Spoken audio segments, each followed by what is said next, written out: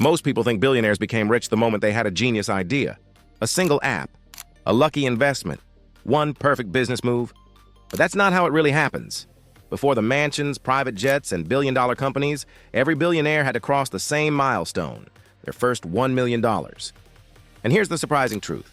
For many of them, making their first million was harder than making their next billion.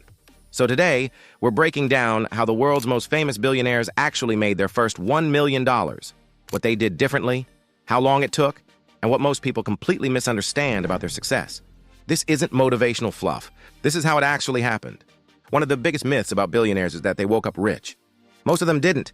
They didn't instantly build unicorn companies. They didn't magically skip the struggle, and they didn't succeed overnight. Yes, some had advantages. Yes, some had connections. But none of them avoided the long, uncomfortable phase where money was tight, risks were high, and failure was very real. Their first million usually came from obsession, long working hours, reinvesting everything they earned, and taking risks most people wouldn't. Now let's see what that looked like in real life. Jeff Bezos wasn't rich when he started Amazon. In 1994, he was working a high-paying Wall Street job with a comfortable future ahead of him. And he quit. Not because he was unhappy, but because he noticed something unusual. Internet usage was growing at over 2,000% per year. He didn't know exactly what would work online, he just knew something would. So he started Amazon as an online bookstore, running it out of a garage.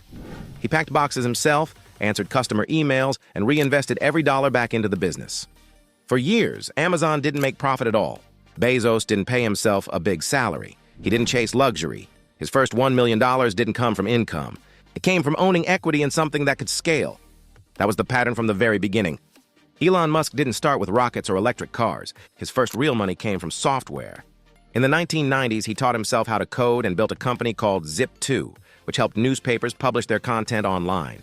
He slept in the office. He showered at the YMCA. He worked nonstop. When Zip2 was sold in 1999 for over $300 million, Musk personally walked away with $22 million. But his first million came before that sale through early equity and investor confidence. He didn't diversify. He didn't play it safe. He went all in, lost everything more than once, and rebuilt again. That risk tolerance shaped everything that came after. Warren Buffett's story looks very different. He didn't build a company. He didn't invent anything. He invested. As a child, Buffett delivered newspapers, sold gum, and ran pinball machines. By his teenage years, he was already earning and saving serious money. He understood one principle earlier than most adults: money compounds. He bought undervalued companies, held them for long periods, and let time do the heavy lifting. By the time he turned 30, he was already a millionaire. His first million didn't come from a sudden breakthrough. It came from discipline, patience, and refusing to chase quick wins. Bill Gates didn't invent the personal computer, and he didn't invent the operating system either. What he did was smarter. When IBM needed an operating system, Gates didn't sell his software outright. He licensed it. That one decision meant Microsoft kept ownership, earned money from every computer sold, and scaled without needing to build hardware. Gates' first $1 million came from licensing software, retaining intellectual property, and thinking long-term rather than chasing immediate cash. He didn't work for money. He built systems that generated it. Mark Zuckerberg didn't start Facebook to get rich. It began as a college project. But he noticed something critical early on. People weren't just using Facebook, they were obsessed with it. Instead of monetizing too soon, he focused entirely on growth. Users first.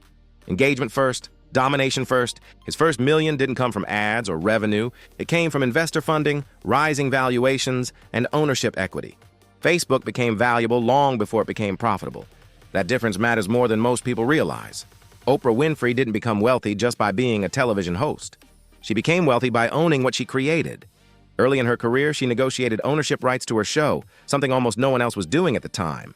That meant she earned from syndication, reruns, and licensing deals for decades. Her first million came from production ownership, not paychecks. She didn't just work in media, she owned media. Richard Branson didn't follow a straight path either. He started with a magazine, then a record store, then a record label, then an airline, then dozens of companies under one brand. His first million came from Virgin Records, signing artists others ignored and selling music at scale. Branson used branding as leverage. He wasn't the best technician, he wasn't the smartest in the room. But he moved fast, took risks, and turned personality into a business asset. Jack Ma's story is built on rejection. He failed exams and he failed interviews. He failed businesses. He was rejected by universities, rejected from jobs, and rejected from countless opportunities. but he believed the internet would transform commerce in China. Alibaba didn't win immediately. It struggled for years. But when it worked, Jack Ma's ownership stake became worth millions, then billions. His first million came from staying in the game long enough for timing to finally align. Rihanna didn't become a billionaire from music alone. Her first million came from album sales, tours, and endorsements. But her biggest breakthrough came when she stopped promoting other people's brands and built her own. Fenty Beauty gave her ownership, equity, and control. She turned fame into a business asset instead of a paycheck. That decision multiplied her wealth dramatically. Across all these stories, patterns repeat. They focused on ownership instead of salary. They reinvested aggressively instead of cashing out early. They delayed comfort and accepted uncertainty. They took asymmetric risks, where the downside was limited, but the upside was massive. And they thought in years and decades, not months. The first million isn't about luxury, it's about proof. Proof that your system works. Proof that your skills have value. Proof that scale is possible.